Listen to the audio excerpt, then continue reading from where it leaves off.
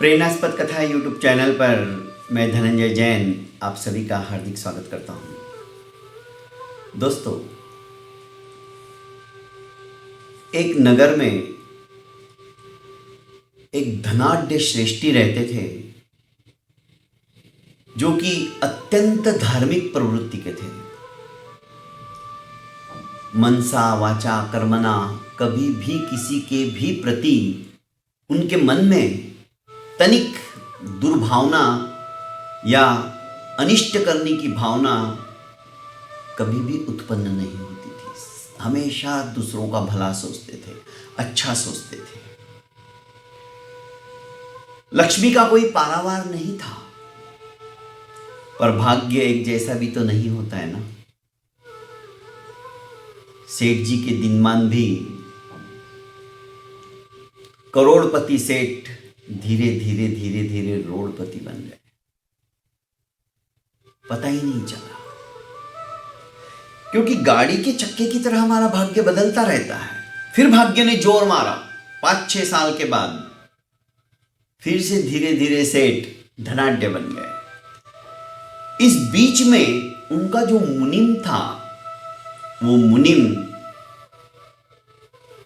उनकी छाया की तरह उनके साथ रहता था, कभी भी उनका साथ नहीं छोड़ता था। एक तरह से उनका बाल सखा था, बाल मित्र था।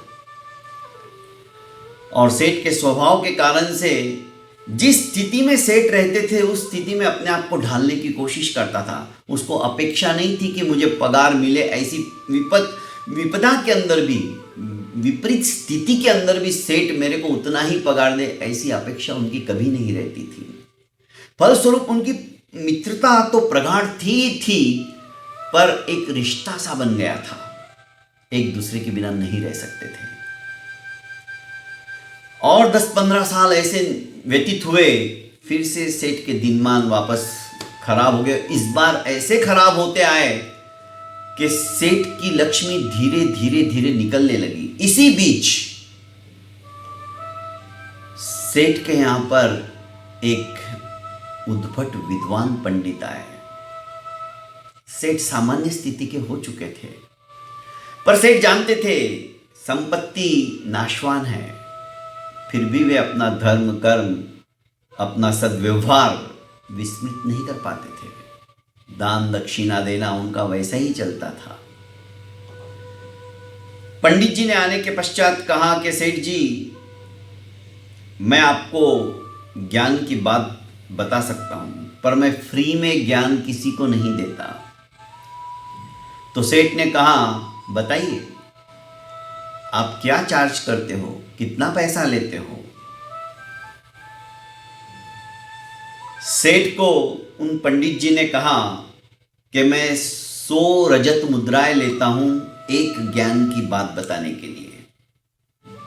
100 टके की बात। टका उस समय में चांदी की मुद्रा को बोलते थे। और जिसके पास टका नहीं है वो कुछ काम का नहीं कहलाता था। क्योंकि एक संस्कृत में कहावत है, टका करता टका हरता टका सर्वस्व वै धनम यस्य पार्श्वे टका नास्ति स टका टकटकायते। टका करता है, टका धरता है, टका ही सब कुछ है। पर जिसके पास टका ही नहीं है, फूटी कौड़ी भी नहीं है, स्वर्ण मुद्रा और रजत मुद्रा की तो बात दूर रहेगी, वो टका टकटकायते ऐसी दृष्टि से देखने लग जाता है कि उसके पास जैसे कुछ भी नहीं, भिखारियों की जैसी हालत हो जाती है उसकी, ऐसी दृष्टि उसकी हो जाती है। स टका टकटकायते। दोस्तों, सेठ ने कहा कि अब मेरे पास तो ऐसा देने के लिए कुछ भी नहीं है, पर अपना जो सोने का हार था, अंगूठियां थी, वो सब निकाल के रखने लगे। देखने लगे कि मेरे पास अभी भी है, और ये सब नाशवान है, जाने वाला है, साथ में तो कुछ जाएगा नहीं। चलो, ज्ञान पिपासु थे। उन्होंने कहा, सुनाओ आप, मैं आपको 100 टके दूंगा। सेठ को उन पंडित जी ने कहा कि देखो, अपने से छोटा आदमी कभी बड़ा बन जाए ना, तो उसे बड़ा ही मानना, कभी भी उसे छोटा मत समझना। आपकी बात यथार्थ है, मैं इस बात को गाढ़ बांध लेता हूं, कभी नहीं भूलूंगा। आपको मैं और 100 टके देता हूं, आप मुझे और कोई दूसरी बात बताइए। तो पंडित जी ने कहा, किसी की गुप्त बात आप देख लो, आपके नजर में आ जाए तो वहां पे पर्दा डाल दो, उसको नजरअंदाज करो, देख के भी अनदेखा कर दो, और दूसरे उसको नहीं देख पाए ऐसा पर्दा डाल दो। उस बात को उजागर मत करो, किसी की भी गुप्त बात को जाहिर मत होने दो दोस्तों। मर्म प्रकाशित करना बहुत बड़ा पाप है। सेठ खुश हुआ, उसने कहा तीसरी बात और बता दो। तीसरी बात उन्होंने कहा कि जो काम नौकर आसानी से कर सकता है उस काम के लिए आप खुद मेहनत मत करो, वो काम नौकर को ही करने दो। उसने कहा बहुत सही, एक और बात बता दो, पूरी 4 बातें हो जाएगी, और इतने आभूषण मेरे पास है जो कि 400 टके से भी ज्यादा है, पर मैं इसका 400 टका ही मूल्य पकड़ता हूं। पंडित जी ने कहा कि एक बार जहां पर अपना मन मुटाव हो जाता है, जो मित्रता के अंदर प्रगाढ़ता रहती है और उसमें कोई भेद आ जाता है, उसमें दुरावा आ जाता है, तो उस स्थान पे मत रुकना, उस स्थान छोड़ देना। बस ये 4 बातें तुम हमेशा याद रखना। सेठ ने कहा आपकी बातों का यथार्थ पालन करूंगा। और सेठ ने अपने समस्त स्वर्णाभूषण जो बचे हुए थे मुनिम को कहा कि मुनिम जी हम कहीं और चलते, अब हमारे पास कुछ भी नहीं रहा है। सेठ ने सब कुछ उसको दे दिया। दोस्तों, मुनिम ने फिर भी कुछ नहीं कहा, क्योंकि वो सेठ के स्वभाव को जानते थे और सेठ के साथ छाया की तरह चल पड़े। सोचे कि अब पता नहीं कहाँ का अन्न जल लिखा है, वहीं पे हम जाके डेरा डाल देंगे। जंगलों से होते हुए एक शहर के बाहर पहुंचे। सेठ ने कहा कि देखो अब तो देने के लिए मेरे पास कुछ भी नहीं है, पर एक करधनी है, कमर में पतली सी सोने की करधनी थी। उन्होंने कहा बस इसको बेच देना और आज कम से कम 5-6 दिन का तो हमारा गुजारा हो जाएगा। देखते फिर इसी शहर में कोई काम मिल गया तो काम करेंगे। तुम जाकर बाजार में हाट में जाके इसको बेच दो और इसकी जो भी मुद्राएं मिले उनसे 5-6 दिन का राशन लेके आ जाओ। मुनिम ने कहा जो हुक्म, जो आज्ञा। संयोग ऐसा हुआ कि उस नगर का राजा समाप्त हो चुका था और राजा के कोई संतान नहीं थी, और वहां का नियम था नए उत्तराधिकारी के लिए जो भी नगर के अंदर पहला प्रवेश करेगा राज दरबार से, राजद्वार से, नगर के द्वार से जो अंदर घुसेगा वो ही राजा हमारा माना जाएगा। उसे ही राज्य का तिलक करके राज्य का मुकुट पहनाएंगे। जैसे ही मुनिम जी अंदर घुसे, जय जयकार के साथ में वहां के मंत्री सामंतों ने उनका सत्कार किया और हाथी के हौदे के ऊपर उनको बिठा दिया। मुनिम जो कि राशन पानी लेने के लिए गए थे अब राजा बन गए।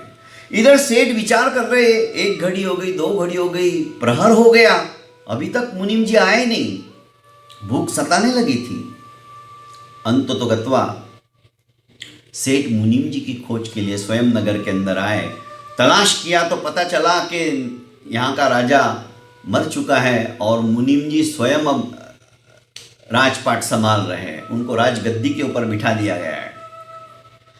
जैसे ही राजा उनको मिलने के लिए राजमहल में गए, राज सिंहासन से मुनिम जी उठ गए और कहा कि मुझे माफ़ करिए सेठ जी, मैं आना चाहता था पर यहाँ के रीति रिवाज ही कुछ अलग थे, तो इन्होंने तो मुझे राजा बना दिया।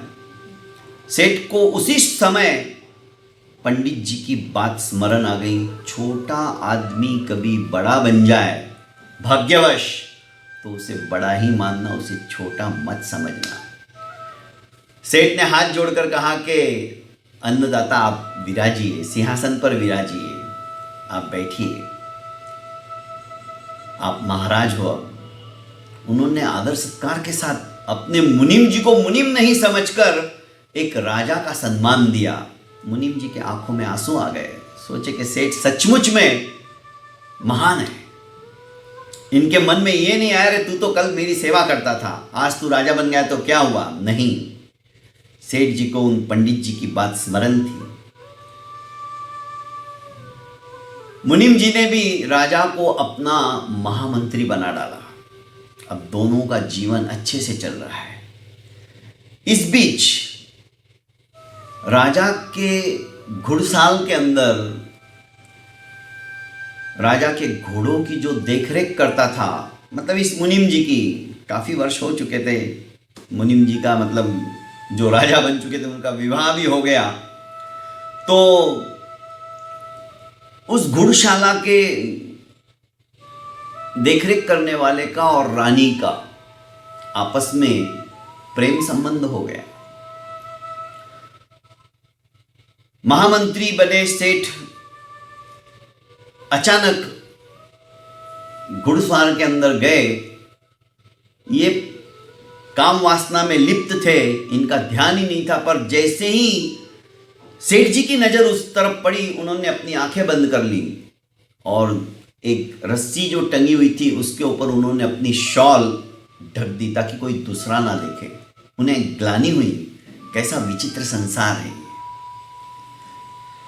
खैर वे वहां से निकल पड़े, पर जैसे ही वो निकल रहे थे तो एक बाल्टी से उनका पैर टकराया और बाल्टी के नीचे गिरने की आवाज आई।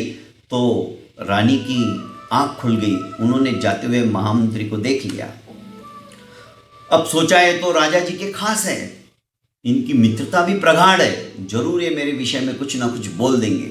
इससे पहले कि ये कुछ बोले, मैं अपने त्रिया चरित्र से इनको ही समाप्त करवा देती हूं। और रानी ने मध्याह्न के समय जब राजा भोजन करने के लिए आए तो पंखा झुलाते हुए रानी बोली कि तुम्हारे मित्र बड़े अशिष्ट है, दुराचारी है। ये देखो, ये उनकी शॉल, आज मेरे साथ वो गलत काम करने के लिए आए थे, पर मैंने अपने आप को बचाया क्योंकि वो तुम्हारे मित्र थे। इस तरह से अपने पति को अर्थात राजा को वो कान भरने लगी। जब राजा बने उन मुनीम जी ने वो शॉल देखी तो उन्हें याद आया, ये शॉल तो मैं ही खरीद के लाया था सेठ जी को देने के लिए, और सेठ जी को दी थी मैंने, ये तो वही शॉल है। रानी बोली हाँ, वो भाग रहे थे तो मैंने जबरदस्ती ये शॉल उनकी खींच ली, कहीं मैं चिल्लाऊंगा तो उनकी बदनामी हो जाएगी, इस वजह से वो भाग गए। पर उनके विचार अच्छे नहीं हैं।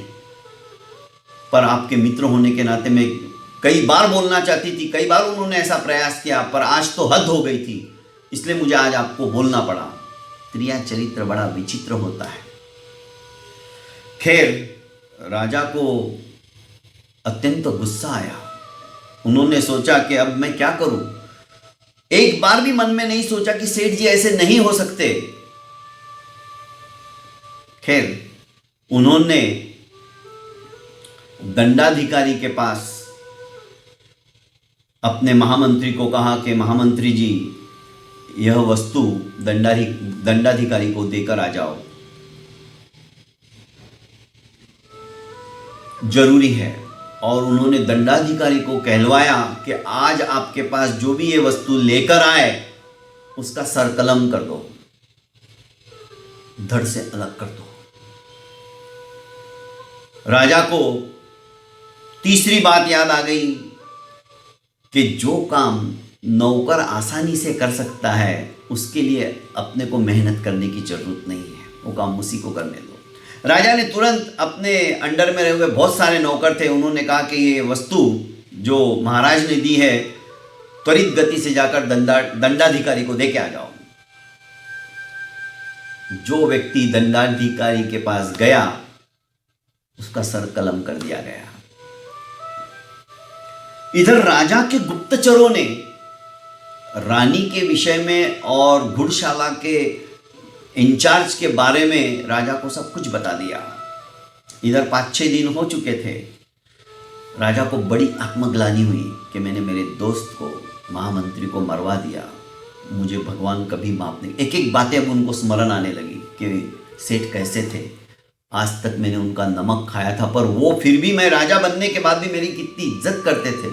उनके मन में कभी ये नहीं आया कि मैं इसका मालिक था, आज ये मालिक बन गया है। वो चाहते तो यहाँ से चले जा सकते थे, पर उन्होंने मुझे वही सम्मान दिया। उसको एक एक करके वो बात भी याद आने लगी पंडित जी की, किस तरह से पास में संपदा नहीं थी तो अपने समस्त आभूषण देकर उन्होंने वो 4 ज्ञान की बातें ली थी। शायद हो सकता है उन्होंने मेरी रानी की बात को ढकने के लिए मेरे से ऐसा वार्तालाप नहीं करना चाहा होगा। खैर, पश्चाताप कर रहे थे तो किसी ने कहा कि महामंत्री तो है अभी तक, तो उनको ससम्मान उनके घर से बुलाया गया और कहा गया कि महामंत्री जी, मुझे आप माफ़ कर दो, मैंने बहुत बड़ी गलती की, बिना सोचे समझे आपको मैंने मारने के लिए दंडाधिकारी के पास भेज दिया था। वो तो बहुत बहुत भगवान का शुक्र है कि आपने नौकर को भेज दिया। हाँ राजन, आप सही कहते हो। मेरे को उन पंडित जी की एक एक बात स्मरण में है। पहली बात उन्होंने कहा था, छोटा आदमी कभी बड़ा बन जाए तो उसे बड़ा मानना, तो मैंने आपको हमेशा बड़ा ही और आदर देकर ही पुकारा है। मैं कभी, मेरे मन में ये नहीं आया कि आप मेरे नौकर थे। आज मैं आपका नौकर हूं और मुझे उसमें भी गर्वानुभूति हो रही थी, क्योंकि पंडित जी ने यही कहा था। दूसरी बात उन्होंने कही थी कि किसी की भी गुप्त बात देखो तो उसे पर्दा डाल देना। आप भी सामने ही थे और मैंने वैसा ही किया। आपकी रानी दुष्चरित्रा थी, तो मैंने आपकी दी हुई शॉल मैंने डाल दी उसके ऊपर ताकि कोई दूसरा ना देखे। मैंने उसको ढकने की कोशिश की। तीसरी बात, जो काम नौकर आसानी से कर सकता है उस काम के लिए स्वयं मेहनत नहीं करना, कोई दूसरा और बड़ा काम सोचना, उसमें अपना समय व्यर्थ नहीं जाने देना। तो मैंने आपका दिया हुआ वह वस्तु दंडाधिकारी के पास नौकर के हाथों भिजवा दिया था और वो बेचारा गलत आदमी चला गया, अच्छा आदमी चला गया उसको गलत समझकर, क्योंकि आपका आदेश था। आपके आदेश की अवहेलना करना किसी के भी बस में नहीं है, कोई टाल ही नहीं सकता है। जो राजा का आदेश है वो तो पत्थर की लकीर की तरह होता है, और दंडाधिकारी ने वही किया। जो मेरे साथ होने वाला था वो नौकर के साथ हो गया, पर मेरे को आज तक वो ग्लानि महसूस हो रही कि उस नौकर को मैंने क्यों जाने दिया, उसकी जगह मैं ही चला जाता, मेरी वजह से उसकी जान गई। इतने पश्चाताप के आंसू सेठ जी बहा रहे थे। राजा जो मुनीम बने हुए थे रोने लगे कि सचमुच में मेरे सेठ वैसे की वैसे हैं। सेठ ने हाथ जोड़कर कहा कि महाराज, अब राजपाट आप संभालिए, मेरा आत्मग्लानि से मन यहाँ पे नहीं लग पाएगा, मैं अपने आप को कभी माफ़ नहीं कर पाऊँगा। और चौथी बात तो आपको पंडित जी की याद ही है, जहाँ पर थोड़ा सा भी मन के अंदर दूरियां आ जाती है वहाँ पे नहीं रहना चाहिए। तो महाराज मुझे इजाज़त दीजिए, अब मैं यहाँ से जाना चाहता हूँ। दोस्तों, कहने का अभिप्राय है, जो कुछ हम ज्ञान हासिल करते हैं, सुनते हैं, बड़े बुजुर्गों की बातें हमें अच्छी लगती है, पर उन बातों को सिर्फ इस कान से सुनकर इस कान से मत निकालिए, उसे जीवन में उतारिए। एक एक बात सत्संग की, एक बात भी हमने सही रूप से आत्मसात करके तद्रूप चलना शुरू कर दिया ना, हमारा जीवन सफल हो जाएगा। बहुत बहुत